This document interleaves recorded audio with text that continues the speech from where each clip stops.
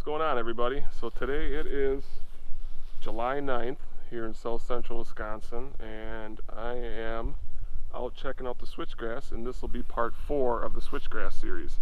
So, same field I always start at right here. So this is field number 1. See behind me, got some broadleaves coming up. Kind of last time I checked in with you guys, this field was doing the best, and it's still, I would definitely say, is doing the best. One thing I've noticed most with this field is I knew that the switchgrass was good kind of up on the hill, but here I'm kind of down in an area where I just kind of right on the edge of the field here. Little road heads up through the woods there, and you know, I got the broadcast corn over there, but this corner down here I did not see a lot of switchgrass that last time I took that video, which was about a month ago. So spin this around here so you guys can see. But I am very pleasantly surprised with the switchgrass that I'm starting to see in here now. I mean, there's a lot. And you can see right here's one, there's one, there's one. You know, you can see a lot of these darker green colored, you know, blades of grass. Here's a bunch. It's taller. It's all a little bit taller. You know, there's one. There's a bit taller one. A couple tall ones there. That's definitely what I'm noticing here, is that this switch in areas where I did not see it before, I'm definitely starting to see it, which is good. So it's actually thicker than I thought it would be, which is all right. I'm okay with that. Just don't want to have it too thick, just for the hunters and for the deer. But I'm sure that even if it is really, really thick, the deer won't mind. But you can see the stuff's getting. So here's a taller one in the field here. This stuff is, you know, about waist high now. So you can see it's right about here. It's about waist height. You know, I don't know if this stuff is going to get real thick this year. I'm basically counting on it not getting super thick. But like I said in the earlier video, my plan is to not touch this field. So this field's doing great. I'm really happy with how the switch is coming. You know, like I said, there's some broadleaves in here, but nothing too crazy. This other green grass, it's my nemesis. You guys have probably heard on the other videos, this foxtail. And what I'm going to be doing is actually taking care of it in the other 2 fields today. See over there on the 4-wheeler I got the sprayer, and on the other 2 fields they're going to be getting some quinclorac. But showing you guys here, you definitely see a good amount of switch in here. You know, really happy with how this field's doing. There's still some shorter ones. You can see this one right in front of us here, a little bit darker leaf on it. You know, that switch, that's just hiding in that foxtail. But you know, overall the switch is definitely out competing the foxtail in here, so I will leave this field alone at least for another month. So, and I'm pretty sure after that too I won't be touching it. But really happy with how this field's looking. So let's head back to the 4-wheeler here, and we're gonna head up to field number 2 and field number 3. Alright, so here we are up in field number 2. Guys, remember this one? This is kind of up in the corner of the property. Field number 1, it's back that direction behind the trees there. This field, I have determined that I want to spray with quinclorac. So now this field is the worst out of the 3 as far as me being able to see switchgrass. But the one thing that I'm kind of hoping for and really kind of dependent on is it's shorter. Now if I look in this area right here, it's hard to see, but there is a lot of switchgrass here right in front of me. So here's one. There's one over there, one right here, one there, one over there. If you look down here on the hill, see that darker switch. There's one. You can see there's some down that way too. I'm not 100% sure that the whole field is like this.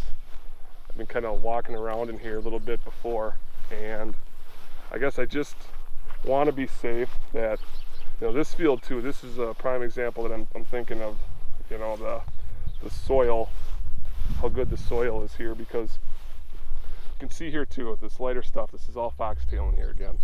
This foxtail is a lot shorter than it is in field number 1 and as well as field number 3.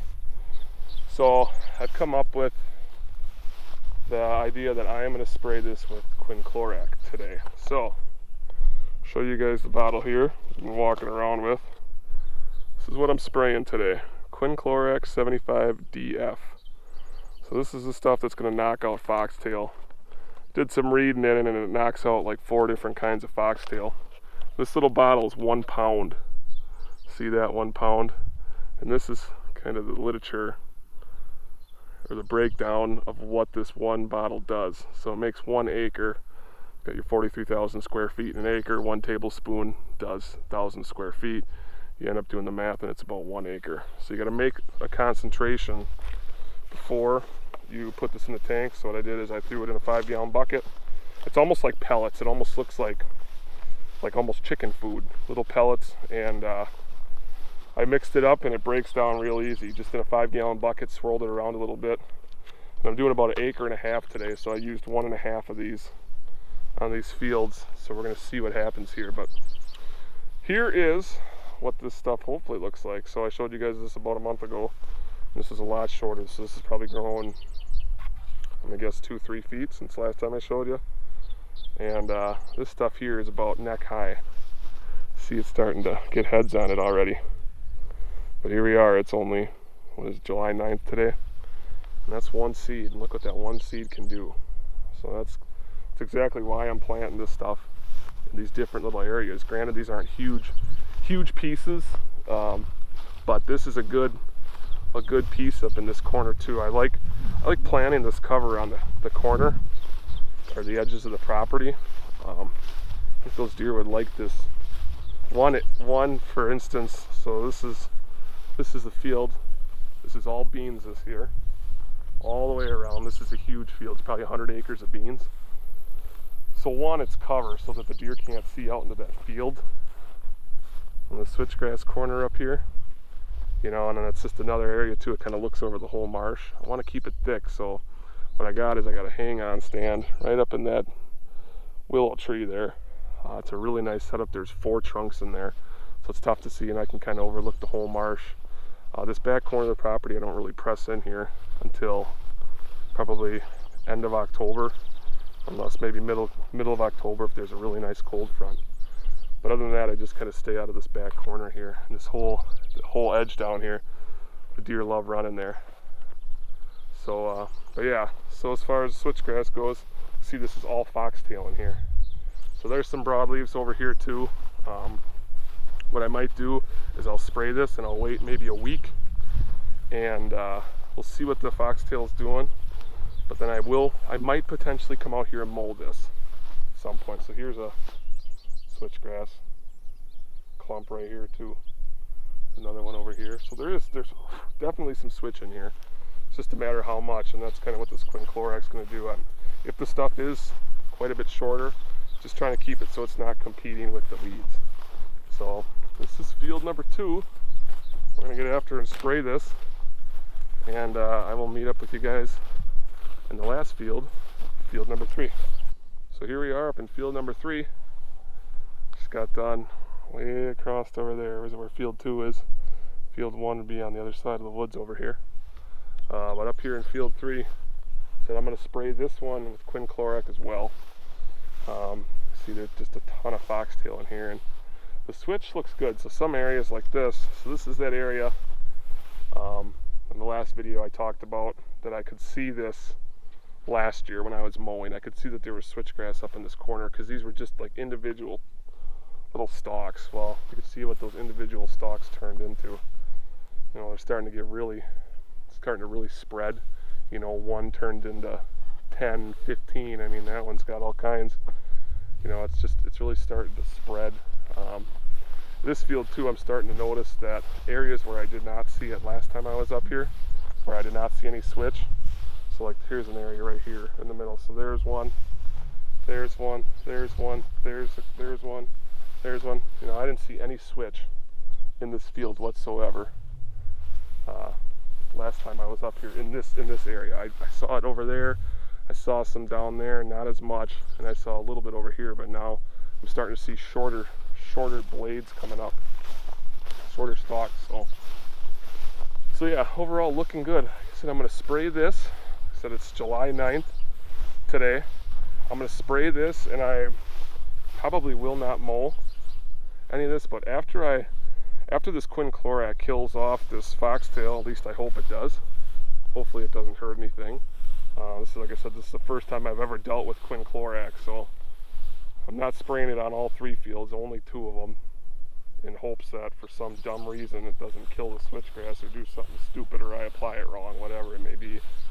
But see what happens in these 2 fields. So from my understanding, it does take a little while to kill. I think it sounds like a week or 2 before you even can see anything. So we will see in like a week or 2 when it starts dying, or when I get a really good look at what we're looking at here. I will make another video, so probably towards the end of the month, and kind of reassess how the quinclorac did. Was it worth it? Was it not? And yeah, we'll kind of go from there. But I'm gonna get some spraying done here, guys. Thanks again for watching the Switchgrass series here. This is part 4, and I'll be checking in with you guys in another couple weeks.